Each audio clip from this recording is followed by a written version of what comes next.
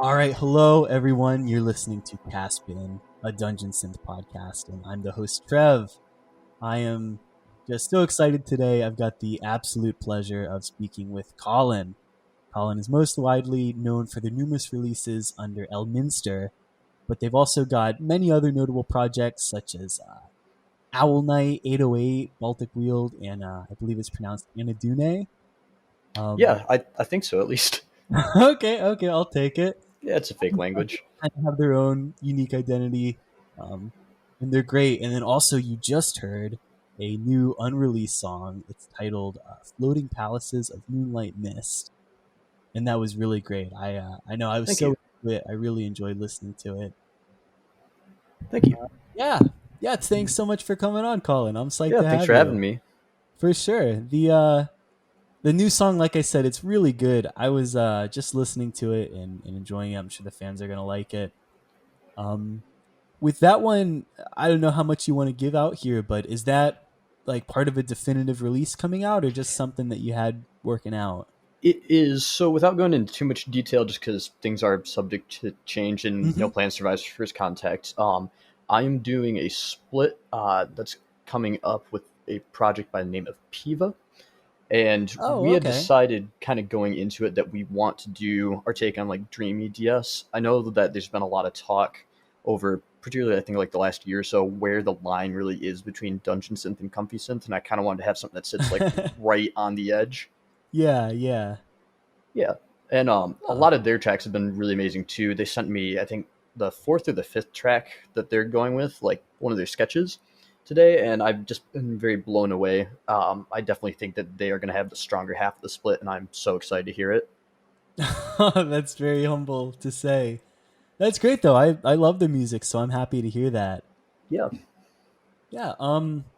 Oh my gosh, I gotta jump all the way to the bottom of my notes here, but if you mention collaboration, I kind of want to talk about that. It seems like you do a lot of collaboration. You've got a lot of yeah, splits. yep. Yeah, it's exciting. Can you just talk a little bit about maybe how collaborations begin and like what they look like as you work on your end? Something specific I'm kind of curious about. When you're doing a split like this, I know you mentioned with the Piva split, the two of you set out with this idea of kind of like blurring the lines between these two like dungeon synth, comfy synth genres. But if it's just a straight up split, do you think about the musical identity of the person that you're collaborating with, and does that kind of color your own music, or is it sticking straight with Elminster and you give your half and see how it plugs in with theirs? It's very non-standard. I don't necessarily tailor what I'm doing to other people. It's kind of whatever music I'm feeling like at the time. Um, Most of my side projects have a very distinct sound or feel that I'm going for. Elminster will kind of always vary just depending on taste. I don't want it to ever be like I'm obligated to make a certain type. Mm-hmm. So this time it was like, well, I've been doing some heavier stuff as of late, and then I'd been doing some things that were slower and a lot more kind of pounding, a bit more of like the epic style. I was doing basically like a my take on like the L4 sound or like Barak Tor projects like that I really Okay. love. But so I decided that I wanted to do something a bit more light and dreamlike.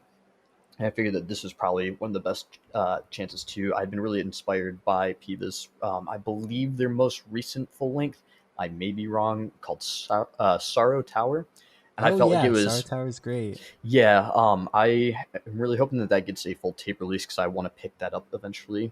So in that Oh. case, that was one of the rare cases where I had tailored something originally to what that artist had done prior, but primarily because that had made me want to write music like that, not so much because I wanted to do that type of music with another artist specifically. I think I may have gotten a bit lost in there, but I think I landed the plane on that. No, no, Yeah, I totally see what you're saying.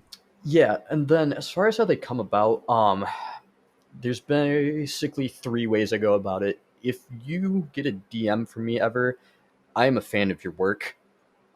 So whether that be on Facebook Messenger, Instagram, or in the rare case, an email to your Bandcamp email. I'm sure there are other ways that I've done it just because I've kind of lost track at this point.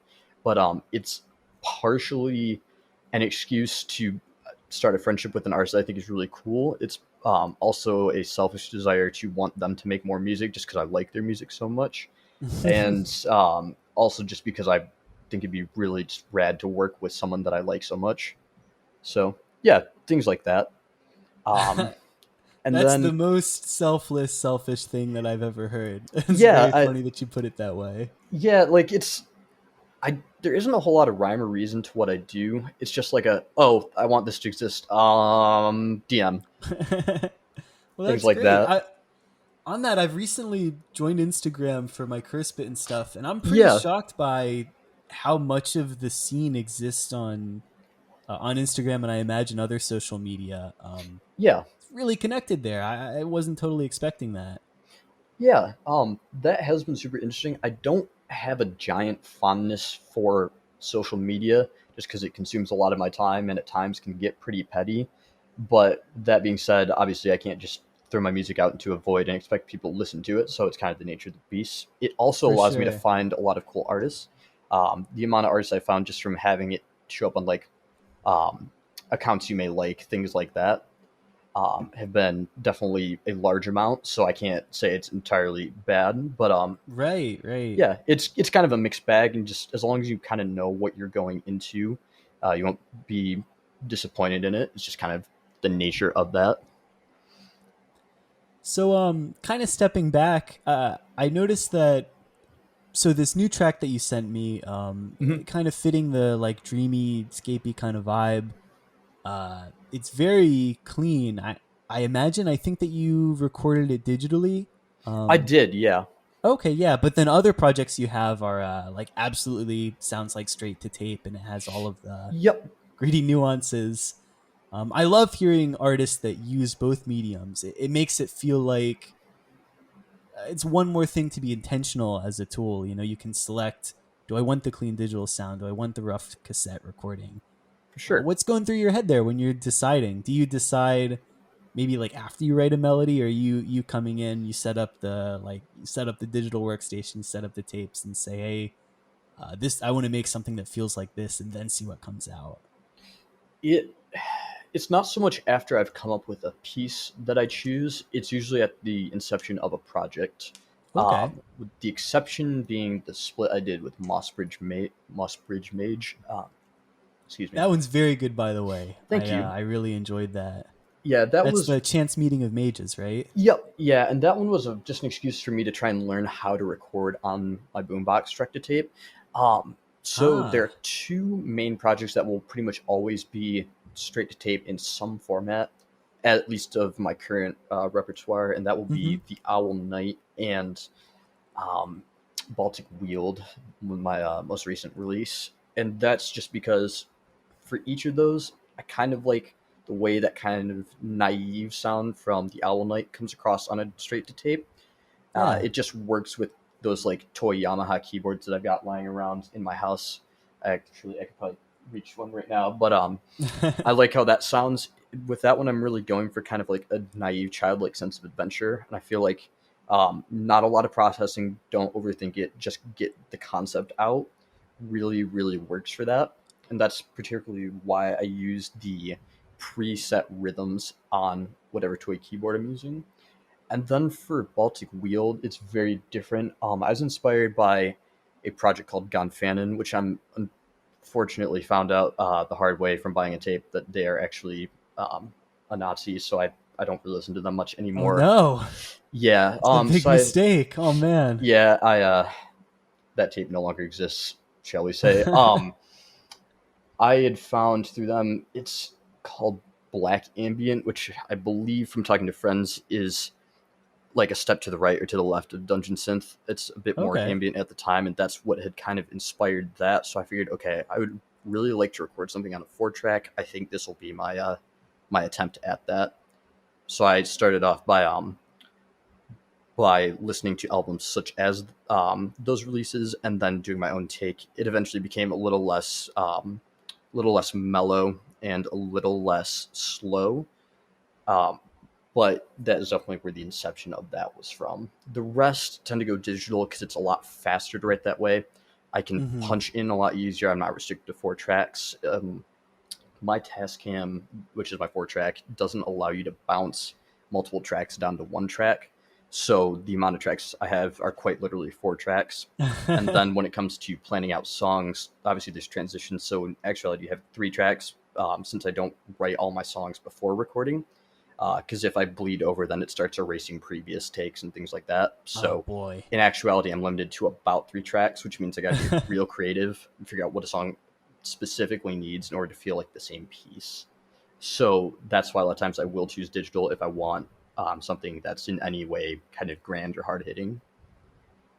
Well, I like how you like that ties in with what you were mentioning at the beginning as you started to answer the question. It's as much as your recording medium choice colors the sound, there's also like a practical logistical way that it affects For sure. right. I don't know, yeah, it the way that you're working on the material is altered by the medium that you're recording with. And Yeah. that's interesting. That's valuable, I think, in like thinking about how you come out with something. Yeah, definitely. Um you mentioned you have this Tascam.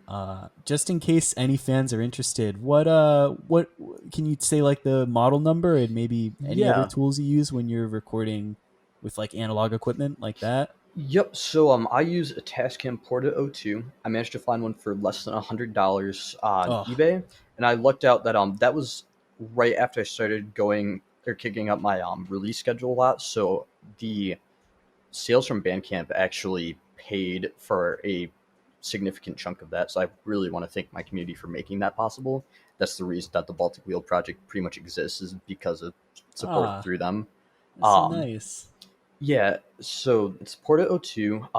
It was in perfect working condition with the exception of the counter.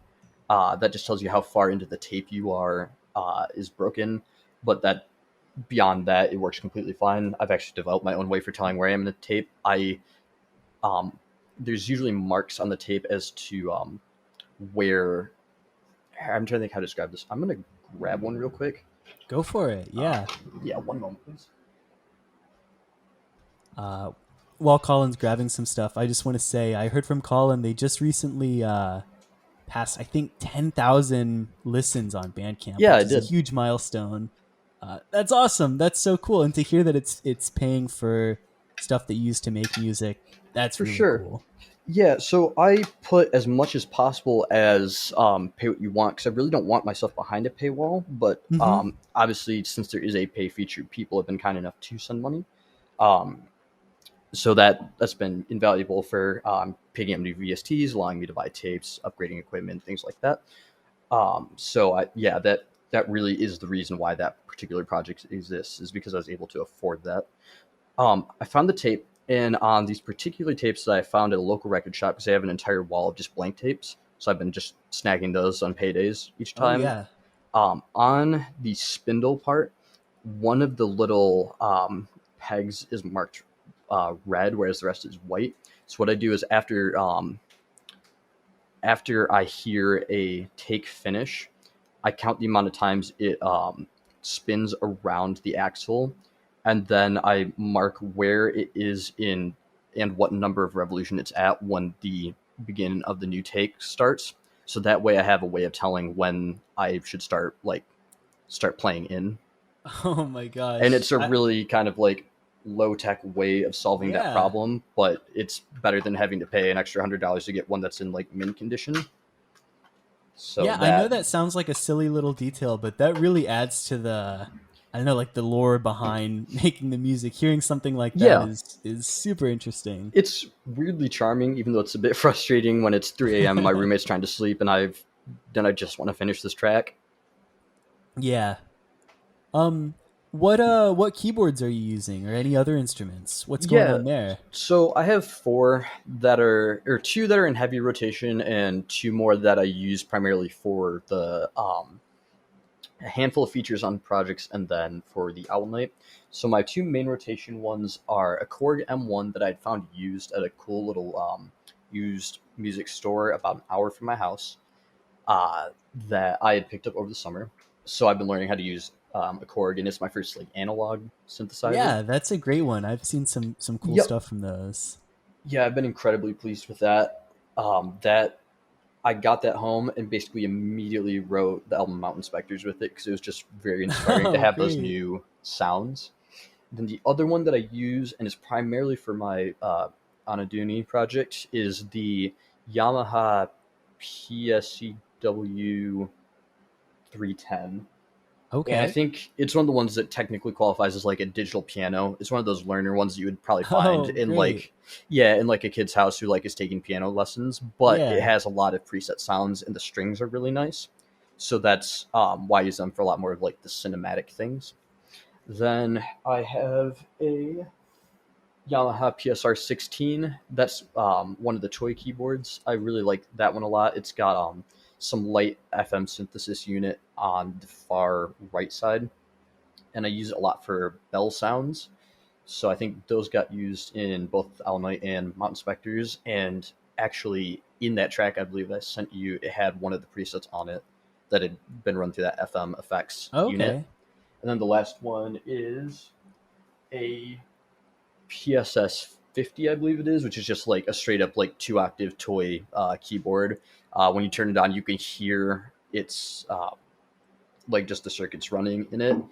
Like it sounds like death, and it's amazing. I just googled that to try to visualize it, and Yeah, it's all like some pneumatic stapler, so some like garage tool. Yeah, like if you drove a car over it, it'd probably be fine. Oh, I see. Yeah. Yep. Yeah, so those are incredibly fun to use. They're a bit temperamental, but that's half the Oh, fun. yeah.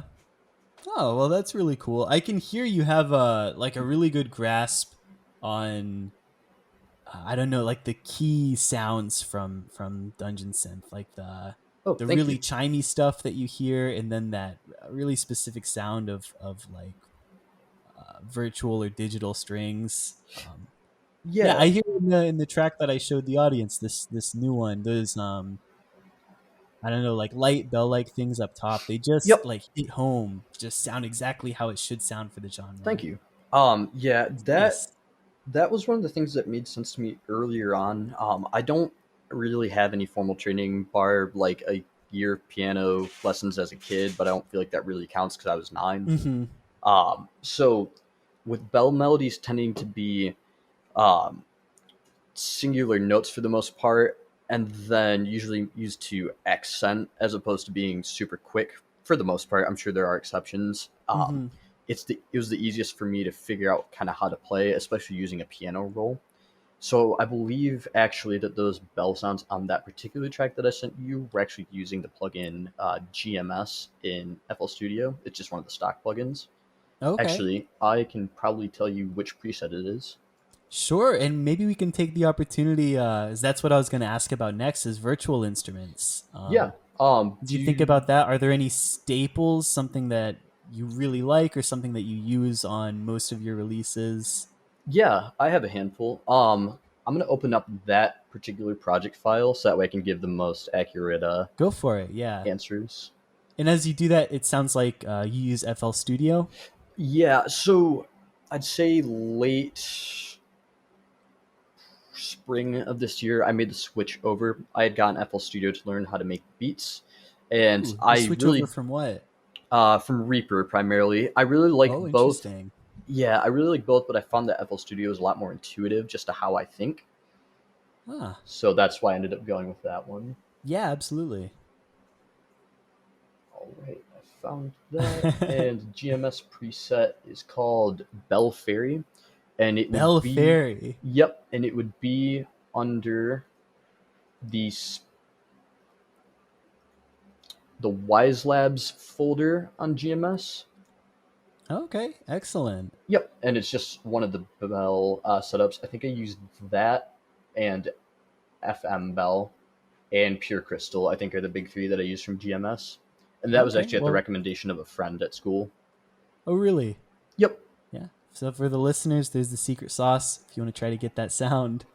for sure. Yeah. Any other virtual instruments that stick out? Yeah, so I use a lot of Expand 2 primarily for beat making. I find that it's just the most versatile out of any one uh, plugin. And then I really liked some of the patches from the Dext VST. Oh yeah, Yep. I love the by like Suburban Instruments. I think. That sounds right. I downloaded it about half a year ago, so that's all Okay. kind of gone out the window for my memory. But I Yeah. believe the preset I use in that is called Banks, and I put a lot of Okay. saturation on it, and that's particularly in the Bergkin split and the Continuous Revelation split. I believe that was the primary rhythm instrument was that preset. Okay. Awesome. That Yeah, Dext is really fun. I for like it a sure. lot. You mentioned you're not mostly not formally trained. Do you have any relationship with music theory? Are you playing it all by ear, or do you kind of think about like chord structure and harmony and things like that as you write? So I don't have any formal training in music theory. I at most pick a key or a scale, Okay, yeah. and then I used to care a lot more about which chords I used, particularly around the era when I was writing the Four Wizards. But I found that when I was thinking too much about it, it was really slowing me down. Uh, and now I just start layering um, different notes within the same key and feeling it out from there. Occasionally, I'll look up chords that are like non-standard if I'm trying to go for like a weird feel or like if I'm trying to go for like a cinematic feel, I'll look up like common Yeah. chord progressions for different like cinematic feelings, things like that. So like the certain intervals between chords, but that's usually on a needs basis, not so much an every time type of thing. Okay, that makes total sense. Yeah. Beyond You that, mentioned cinematic. Oh, sorry. Go on. oh sorry. Beyond that, it's all just what I hear. I hear it when Right, I'm. right. Much more playing it by ear. Yep, I hear it when I'm walking to work. I hear it while I sleep. I hear it while I shower, and then when I Yeah, sit down yeah. is when it comes out. I feel like I tend to hear it when I can't do music. If I'm Exactly, working with my hands, doing something. for sure. It's just the nature of it. But yeah, you mentioned cinematic music.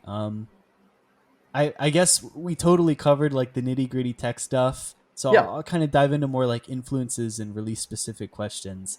yeah, One of the things I was the most excited about is we mentioned Anadune. I want to talk about that. I yeah. didn't realize that this project was meant to be used with this Silmarillion mod Yep, for Total War Medieval 2. That's yep. so cool to me. That's really, really interesting. I am so excited for that to come out. Yeah, I wasn't even aware that the mod exists, but I love strategy games. I love that type of thing. I don't know. I want to check it out. Can you talk about that process and about how writing music that you know will be used, in a video game versus something that will be like more at the forefront, writing a standard album to be listened to? What's different there? What's going on through your head during that?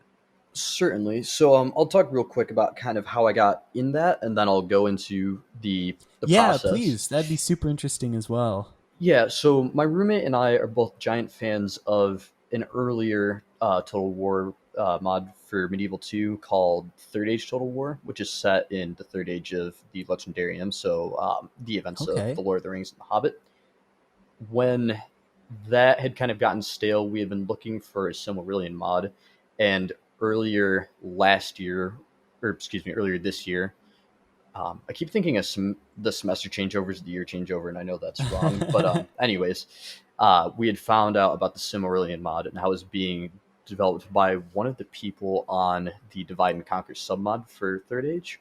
So I had Okay. gotten into Discord and just DM'd the guy on the dev team that was in charge of like the creative direction, if he would be cool with me sending him some demo material, and he totally was, and I sent it to it, and he gave me the go ahead. So then Wow. I got started on working on it. And then, as far as how writing it goes, I had to keep in mind the fact that with it being a soundtrack, I didn't want it to get too in the way. Because if you're, um, Absolutely. Yeah. yeah, if you're trying to set up your economy in the game or like build up forces, you don't need to be thinking about my melody. You need to be thinking about the game, and you want to feel what I'm writing and not hear it, so to speak. So that's why it tends to be a bit more on the ambient side. That's why I tend to use a lot of like low mix delays and things like that. Whereas not having a standard melody or one that's as complex or in your face allows me to write things Hmm. faster because I really only have to capture a feel and less so have to capture like something that you'll be like humming to yourself at work. I totally get what you're saying there. Yeah, Yeah. Yeah. You just want to add some color to the game. for sure. That's great though. I feel like especially with strategy games, especially like real time ones, which I know are an element in Total War. You get in the zone where you're just cranking through and you have like 10 tasks in the back of your mind and the music just like bleeds into you. I'm a big Age of Mythology guy.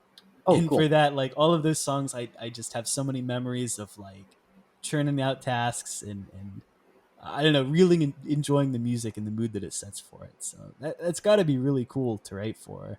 Yeah, it's been a lot of fun. So for the next release on that, I have now got a partner that's gonna be helping write the music for that soundtrack, and that's kind of a new thing for me because I'm not used to working with other people. Oh, thanks, Quinn. My roommate just dropped off some food for me. Um, Excellent. I'm not used to writing with other people, with the exception of a black metal project I have almost done that I did with a friend from high school that'll be dropping sometime in the near future. Um, so it's going to be kind of my first time working with others. It's not that I don't like working with other people for the most part, but with this being something so personal to me, I usually don't feel like changing a whole lot. Right. just because I Yeah. kind of have it in my mind that if I'm putting music to the scenes in my head, it's kind of hard to compromise with someone who can't like see what is also in my head. Yeah. Yeah. I So understand that. so that will be Collaborations can be hard that way. If it's not yeah, a split, if it's working on something together, you have such a firm idea of how it's going to sound. It's hard to meet in the middle sometimes. definitely. And I know that sounds kind of shitty, like from outside, No, but yeah. yeah. So what we decided on is I am going to write a song in its entirety. Then I will send it to them, and they'll add whatever they think needs to be added. Then whenever I do tape releases, side A will be my take on it, and side B will be what they added, if anything. So that way it'll Oh, that's kind a of really be cool way to respectful to do it. both. Yeah. Yeah. So that way I can do my interpretation and not have it be changed too much, and then they'll the listener will get the final product on side B. I got to take notes there. I always have trouble doing that type of collaboration. I think that's a cool way to do it. Yeah, and I think the reason that that one black metal project works so fun is Michael, the guitarist for it, and I have been friends since freshman year of high school, and we've played a fair amount Hmm. of music together, both just listening and then like being in the room and jamming and things like that. Back when I was Yep. playing a little bit of bass, so I'm very used to just collaborating in that sense with them. Yeah, that's a part of your background that I'm kind of interested in talking about. Yeah. So, while you have a ton of releases, it seems like you haven't been doing this dungeon synth thing for that long. What Yep. kind of music were you making before that? So I had only gotten very, very briefly into making like punk rock before getting into dungeon synth. I don't play bass very well, and I had only picked it up just because my friend had wanted someone to play music with at like parties and things like that. Yeah. So I'd picked up bass and fiddled around a little bit, and I think I have like 3 or 4 demos, and that's about where I'm going to keep them with that. That type of music has been a big part of my life, but it's not really what I'm looking to do at the moment. And I would say I got to amateur level at best, but it gave me the thirst to kind of learn more. And then from jamming with other guys on my floor freshman year at college, one day they were recording some music and asked me to come in, and I ended up singing on that track, not playing bass, but just Oh getting wow. to see them write and record music was so cool that I went home later that day and started writing music. Ah, that's a cool origin story Yeah, there. Yeah, sometimes just being absolutely humbled by better musicians or more active musicians can really get you going, get you started. certainly. So we mentioned like the Silmarillion mod with Anadune. You have other albums that are pretty Tolkien influenced. Yep. Yeah. You recently released this Path of Karadras, I think is how you say it. Yep. I maybe haven't heard it spoken out loud in a while, but Yeah.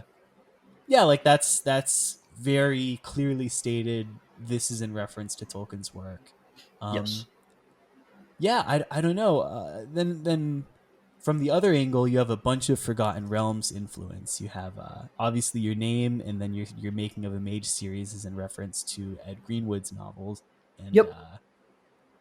um, I I don't know if you've mentioned being inspired by other elements of the Forgotten Realms, like Salvatore or maybe just in person campaigns, but this difference between the Forgotten Realms and the Tolkien side, how does that influence your music? Do you feel like if you're in a Forgotten Realms mood, you come out with something totally different, or is it something you maybe just added more after the fact? Like, okay, this will be dedicated to this work.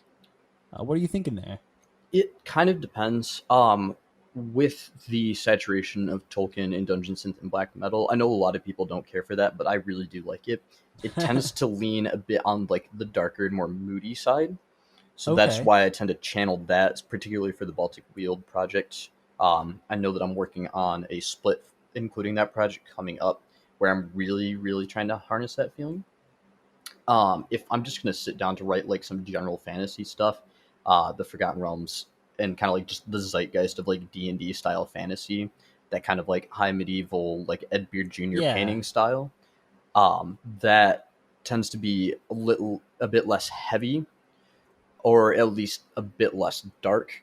It can go there occasionally, but that's not usually where it starts off in my mind. and that's Okay. usually kind of the difference from how I view the two. The Tolkien stuff is a bit more gloomy. The Forgotten Realm stuff is a bit more like powerful and like resounding, if that makes any sense. Yeah, yeah, totally. So it's much more of like a conceptual, structural identity that you feel it adds. Yeah, and it's Do completely you like made up in my mind too why I think right, that. right. But that's important to the recipe. Do you notice you have like a set of instruments that you think if you're working on the Tolkien stuff, that's more likely to be selected? Or is it strictly big picture? Like I want the darker feel, but I don't necessarily have a suite to choose from. It really depends. Like, I don't sit down and be like, it can only be this. However, I tend to lean a lot more towards synthesized orchestral instruments for the Tolkien stuff, or the things that I want to have that kind of darker feeling. I Um, see. Yeah. like the really synthy sounds are cool, but I feel like I tend to focus more on that when they're in a track than what the feeling is. So that's why they tend to use more for things like that opening track, Ascent, for instance, because it kind of gives that more ethereal sound. Yeah. Yeah, I can see that. Yeah, So, oh, oh no, no, go on.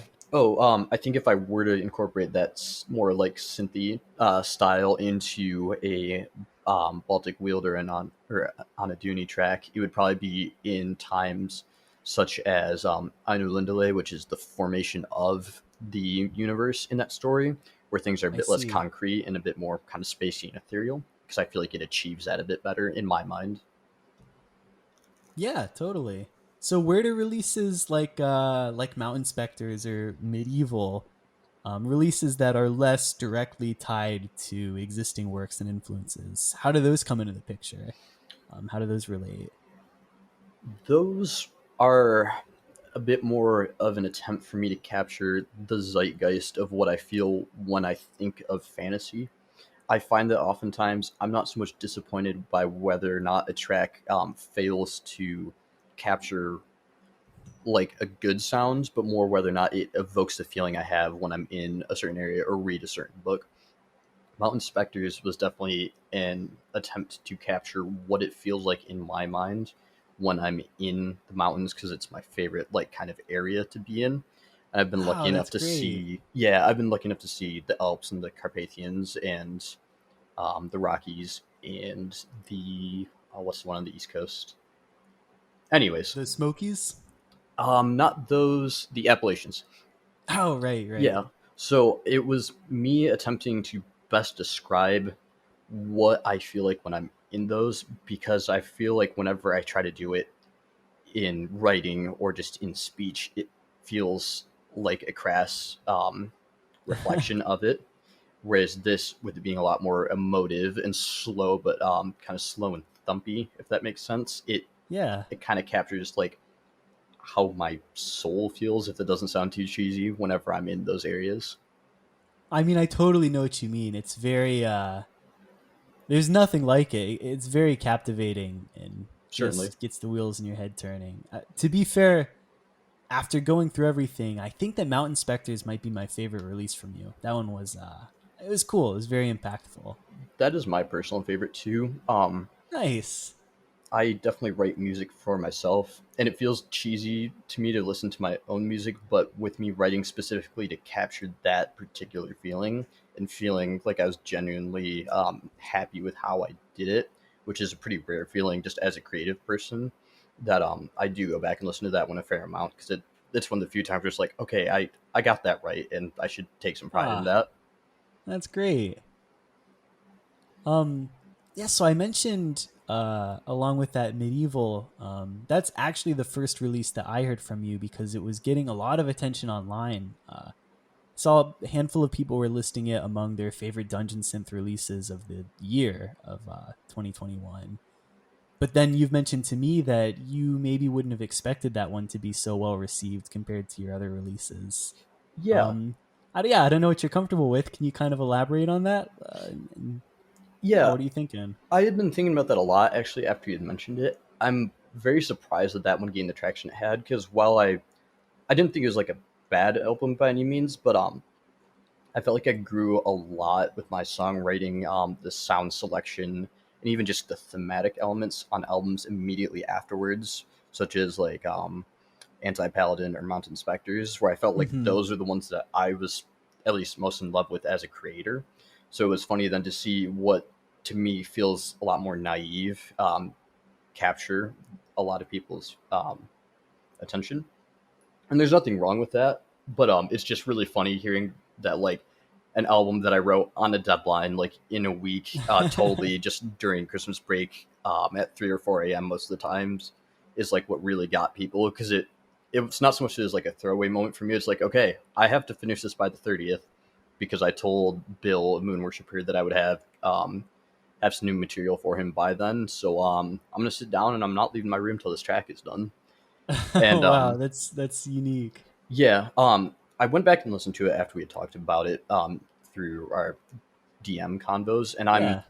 I am feeling better about it now than I probably would have a month or two ago. But there's definitely some things where it's like, okay, I definitely grew a lot since this. So Yeah, it was that's a just tough spot funny. as an artist to improve, and your release stuff can't, stay on pace with you. It's frozen in time, and sometimes that can be difficult to tackle. Yeah. That being But said, it's nice to hear that you're looking back on it and a little more positive. yeah, and I think part of it was also colored by the fact that I did not really understand how mastering worked at that time. So the first run of tapes got kind of just trashed by that, and that's totally my fault. I'll hold my hands up and say Ah, it. I was lucky enough to have Voices of the Ainur be willing to have that be the B side to the Four Wizards. So I that was kind of what I did to try to remedy that. I gave out as many codes as I could whenever I found people saying that they had that like their tape players couldn't do it, because I know that like nicer tape players you could crank the gain up enough that you could hear it over the tape hiss, but like for lower quality like handheld ones that it just wasn't really audible, and I just felt really bad about that. Because that's a obviously, difficult logistic to work with. yeah, I mean, I did it, I had to own it, and Yeah, I did what I could concerning, but it felt shitty. I mean, it seems like you tackled it as well as you can, and with a genre like this, I think that people are fairly forgiving of honest mistakes like that. Yep.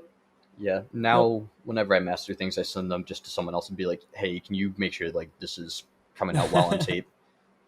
What does mastering for tape look like? That's something that I'm absolutely not familiar with. I've like held 3 tapes as an adult ever.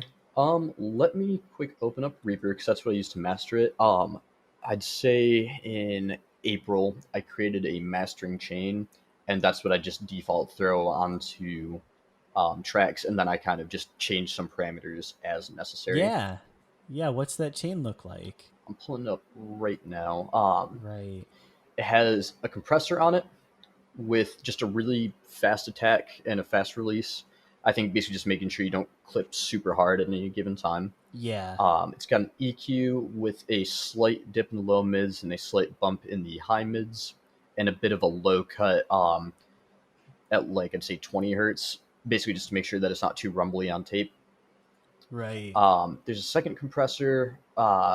If using Rex comp on Reaper, it's just the preset Grizz spectral control. If anyone has particular questions about like the nuances of this, they can DM me. I had been following along with a Reaper mastering tutorial and just kind of tailored what I needed based off of that. Yeah. And then the last thing is just a master limiter, and then I just changed the threshold depending on what sounds good in the final mix. And I find that that has yet to fail me with how loud a track is in the end.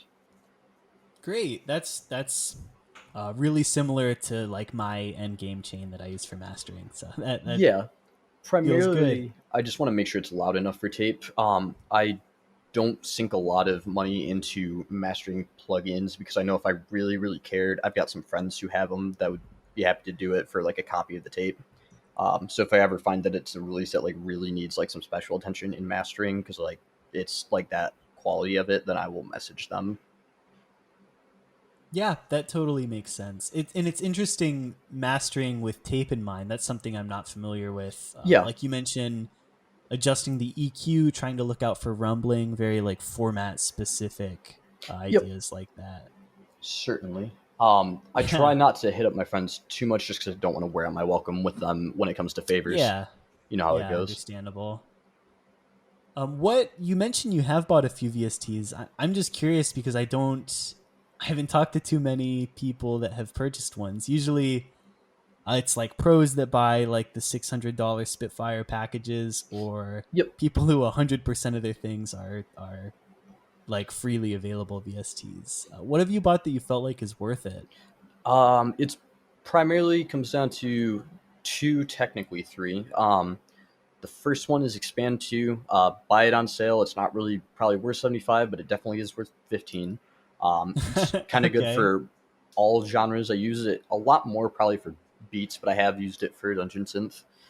The next one is a cop out because it's the BBC Spitfire Orchestra, one that you can technically get for free if you tell them you're a student, which I am, and then you wait Ah. 2 weeks and then they send you a download code.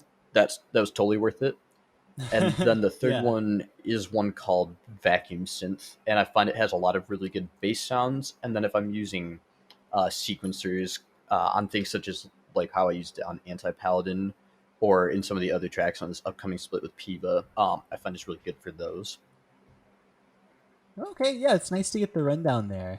You Yeah. mentioned Spitfire. I'm just curious, and I don't know how much the audience is interested in the technical stuff, but I really like it. I think it's a niche of the podcast. Do you use labs a lot from Spitfire? I've used it a little bit. With that being a lot more of a collection of niche sounds, I use it less than just the Spitfire Orchestra. I Um, see. I Yeah. think if I were trying to do something like the soundtrack of the BBC show, or not BBC, HBO show Chernobyl, I would use something like that because it's a cool way of getting kind of like that really far off ambient sound. But for the type of Yeah. music that I'm making, I want it to be a bit more present than that. It might Yeah, just I also can see be that. I'm using the wrong banks. Ah, uh, it's got its own place. I'm definitely guilty of overuse. I don't know if overusing is a fair word, but I use labs all the time. Yeah, Um, like there's nothing it's wrong something with I've it. found I works just for haven't me. figured out how to do it. Yeah, yeah. That's really interesting. And so far with all my interviews, it sounds like people have a different like go to set of banks and instruments. So it's always to hear interesting to hear what they lean on. Definitely. With talking about like releasing cassettes and mastering for cassettes, that was another thing I wanted to talk about. I've noticed that online it seems like you're really active with physical releases. I try to be. Yeah, yeah, it's awesome. It seems like you have like constant new releases and things coming up, and Yep, I had oftentimes they're through like a variety of labels and distributors. Yep. Yeah, I had one drop last night. I've got two coming from Obscure Forest Productions on Wednesday, and one coming from Frost Root Records on Thursday. That's Um, great. I'm so envious there. That must be so fun to keep like releasing something that you can hold in your hands like that. yeah. So, do you kind of want to hear like the origin story of why that is?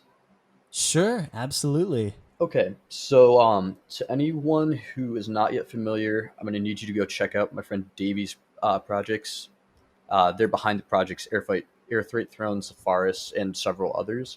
I think they're the current record holder for the most albums in a year. I think they dropped 62 in uh, 2020. And A lot of seeing, albums. yeah, I saw someone post a picture of their collection of Davies' works earlier this year, and I stopped counting around like 80 or 90 tapes. And I was like, you know, I'm crazy enough to attempt something like this. It'd be really cool to have that many out at some point in my life. So it's like, all right, I'm I'm gonna get started, Let's and get to work. I'm gonna just put out things as often as I can. I'm gonna try not to rush it, but at the same time, if I'm finding that I'm not enjoying something anymore, I'll wrap it up and just submit it as it is.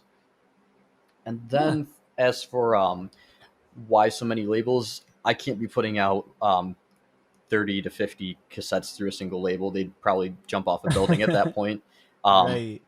I've been lucky enough to make friends with a handful of label owners. Probably the strongest friendship of which is the guys at High Mage Production. I really owe them a lot for all the stuff that they've been doing and all the stuff they've got in the works for me. I think their December release is going to be entirely me, which was No flattering. way. Yeah. That's great. Yep. So they're in large part why that's happening. And then I've been lucky enough to make friends with a large number of like the medium. and smaller, like small run labels. Uh, a more recent one that's been putting out a lot is Oak and Fog, and then Obscure Forest as of late. Okay. So I've got things coming out through both of them sometime in the near future. Obscure Forest is dropping some things on Wednesday, but yeah, the reason for so many labels is just I like interacting with a lot of people. I like making friends in the scene. It's a really good excuse to get to know label owners, and it's also cool to have a variety of things coming out from different places. The other Right. thing is that allows me to do represses through different labels. That way, everyone who wants to be part of it can get in on some of it. I can get different J card layouts, so on and so forth. Yeah, that makes total sense. That must be super exciting to do. With all of these, like numerous releases and then numerous like possibilities for how you're going to distribute it, is it the type of thing where you make something and you think, oh, this is perfect for this label, or On do occasion, you yeah, submit them to a lot of labels? Do the labels come to you asking for work? What goes on there? I've had a little bit of both. Primarily, deals get made because um, I am advocating for myself. I know that it has happened, but I don't feel like a lot of deals to put out tapes get dropped in your lap. You have to be a lot better of a musician than I am, so I find that I usually have to hit them up. Um, I Yeah. have been messaged once or twice uh, out of the blue, and that's been super flattering. And I did end up doing deals with one or two of those, and some of them have come out, some of them have yet to come out. And I think I got distracted because I have undiagnosed ADD. But I think I answered that. No, no, there it is. Yeah, that's how it happens. Yeah, it's there's no guidebook on it, and like plenty of, I imagine, like up and coming musicians are have no resource to look at. And even myself, like I've released an album and some singles, and like I've shot some messages around, but I don't know what the like what are the rules, what's polite, what's impolite. So it's nice to hear from someone with like a wide variety of releases from a variety of labels, kind of Yeah, like you said, just talking it through how it comes out. yeah. Do you mind if I make a PSA, especially to newer artists? Absolutely, yeah. If you are new to this and are trying to get a tape deal, the best thing you can do is advocate for yourself. As many people have noted, a lot of things get released every week, let alone every year. And with that being said, you got to make some noise in order to have people find out about you. DM labels that you like, particularly those that are just starting up. They're really looking for new people on it. Message your friends, message me. I might be able to help you out a little bit. But the biggest thing is advocate for yourself. Someone somewhere is willing to put it out.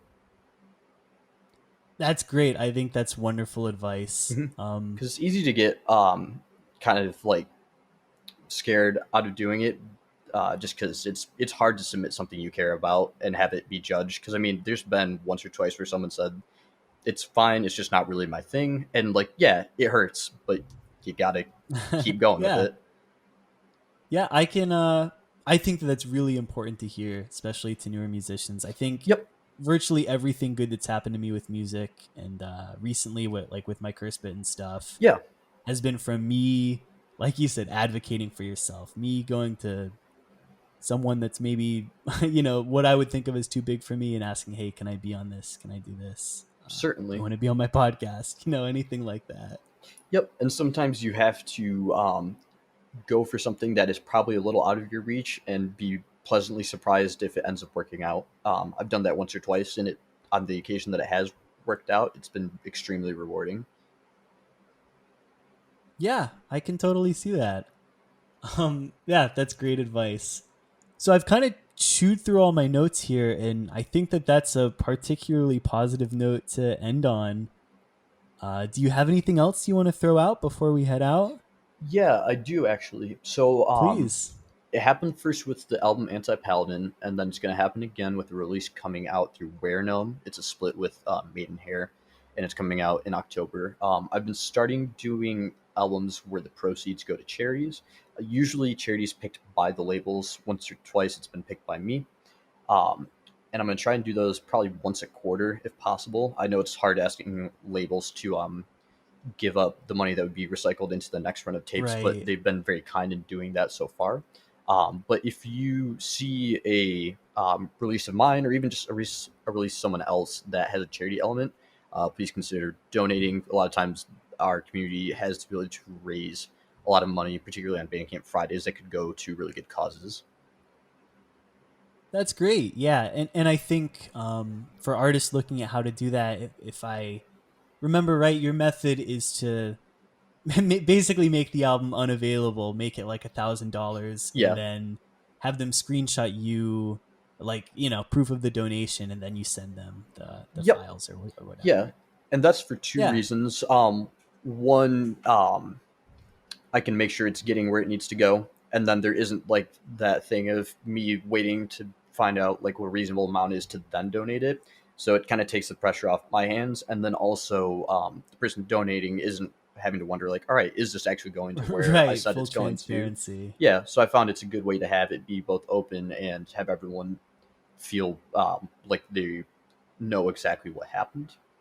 And the other reason, or the other kind of thing behind this is I'm both a musician and a college student, so I'm double broke. So it feels like this is the best way for me to cause money to go to charities that I would otherwise not probably have in my pockets to do so myself. Right. So yeah, that was kind of the impetus behind this. Is like, well, I want to be a bit more socially engaged.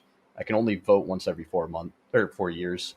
So this is how I'm going to try to be proactive in my community.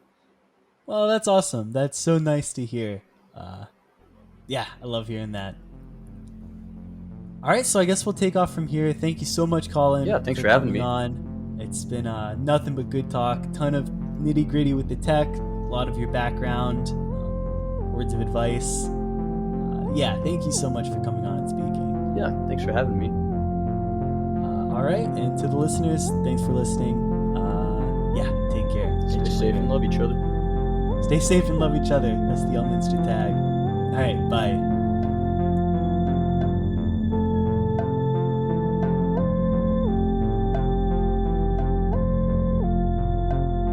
All right, everyone. That was so nice, wasn't it?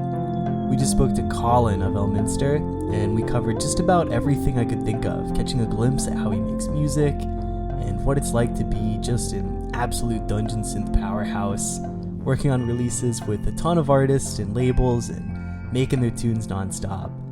That was everything I could hope for. Colin was super cool and super friendly at every step of the way, so be sure to check out all their work on their Bandcamp, which is elminster.bandcamp.com. That page not only has their Elminster releases, but it also houses their other projects as well. Yeah, I think I'll be releasing this on a Thursday. So far, it seems like the cast has been a roughly weekly or so schedule. I'm actually recording the next episode later today with a good friend, so please keep an eye out for what's to come. If you want, you can follow Castbitten_ on Instagram or search Castbitten on YouTube to, just keep track of my stuff, to keep in the loop about this podcast as well as all of my other projects. But, alright, that's all I've got for now. Get out of here. Take care, everyone.